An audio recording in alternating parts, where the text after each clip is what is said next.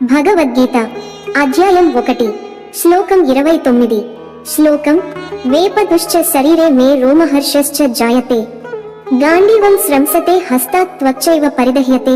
అర్జునుడు యుద్ధానికి సిద్ధంగా ఉన్నాడు, కానీ హృదయం మాత్రం దేనికి సిద్ధంగా లేదు. తను చూస్తున్నది శత్రువులను కాదు, తన హృదయాన్ని పీడించే బంధాలను.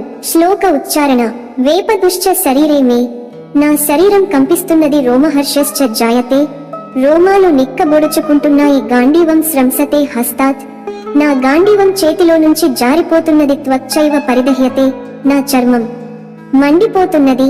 శ్లోకార్థం అర్జునుడు చెబుతున్నాడు, నా శరీరం వణుకుతుంది కృష్ణ, నా ఒంట్లో రోమాలు నిక్కబొడుచుకుంటున్నాయి, నా విల్లు చేతి నుంచి జారిపోతున్నది, నా చర్మం వేడెక్కిపోతున్నది.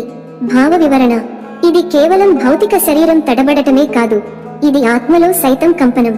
మన బలవంతమైన సంకల్పాలు కూడా మన హృదయ బంధాల ఎదుట అడుగులు వెనక్కి వేస్తుంటాయి.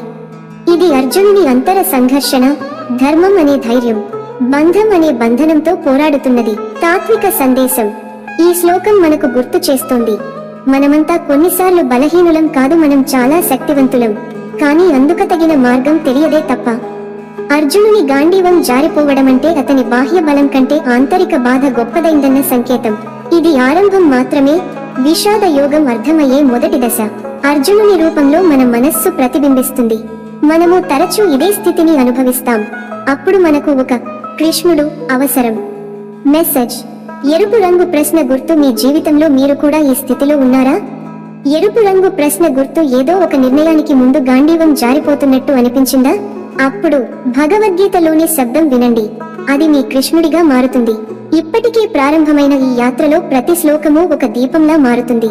సబ్స్క్రైబ్ చేయండి, లైక్ చేయండి, షేర్ చేయండి. ధన్యవాదాలు. జై శ్రీకృష్ణ, జై భగవద్గీత.